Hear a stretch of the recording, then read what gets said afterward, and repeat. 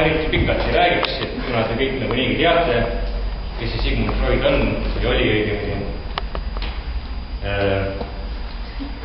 Mis me siis räägime?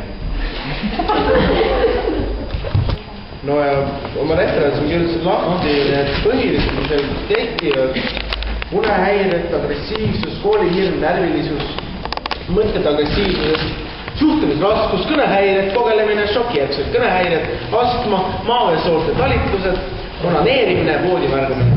Et huvitavamad võtaks ette, see oleks siis närvilisus, onaneerimine ja voodimärgamine. Oli üks psühholoog, viimiseks tuntumaid mehi.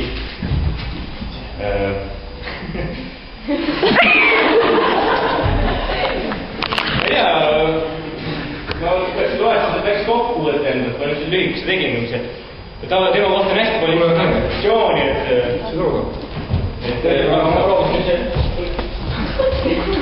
kokku võtte teha.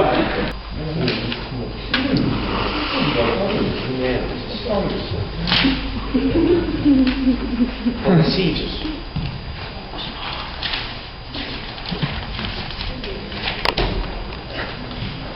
Ma loeksin natukene kokkuvõttest ja siit tähepeal võtame väikselt lõigukesi ja siis siin on mul enam-vähem kõik tähtis öelda. Noh, mitte kõik. Et agressiivsus. Rangest autoriteedist minnalaskmiseni ulatub vaenulik ebakindel suhtumine kutsub lapsel esile agressiivsuse.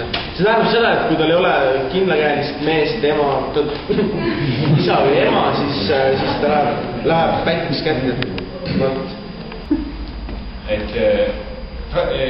Sigmund sündis siis 1856 Freibergis.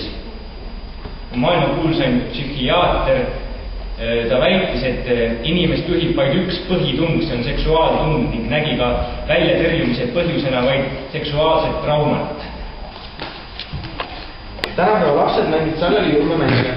Ühel pool hirm ja ebakindlus, teisel pool tahtmine vägivallaga maksma panna. Vanemad kolleegid möönsid, et teavad seda, kuid pidasid sellest rääkimist noore mehe naiivsuseks. Ülemäära agressiivsed lapsed, kes tahavad piinata ja hävitada, on enamasti need, kes on vihkusi jäänud ja suhtlemisvaeluses. Kodus vaenud tunnustatud. Nii, siis ma räägin. Räägin sulle veel onaneerimist. Peaaegu onaneerimine. Laps. Kas te räägin, kuidas see mõjub lapsele, kui ei laska?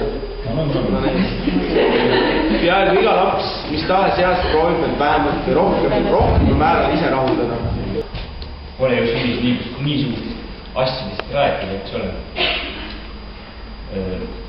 Freud leidis, et tervis on siiski tähtsam kui kivinenud moraalinormid ja tal õnnestus piirata ja laimu kiuste luua uus inimkäsitlus, mis on väga paljus mõjutanud kogu 20. sajandi kultuuri. Nii et ärge oma laste keelake ära. Näidake. Loomulikult tungid pole kindlaks määratud mitte mingisuguse konventsionaalse käitumisega. Seega ei tohiks need perekonna ega ühiskonna jaoks olla frustreerivad. Nii et, onaneerimine. Tolle selle seltskonna oli pöörasus seegi, et Freudi väide, et inimese üheks peamiseks tegutsemisajendiks on libido ehk siis sugutung. Voodi märgamise raviks on õiged vahendid ja võtted valida oma rasked. Tatrada, ma ei hakka sellest rääkima. Et põhimõtteliselt tuleb rääkida lapsed, kui ta laseb alla, mitte sõimata tära kusepüksi. Vaid rääkida sellest ja mähkmeid osta.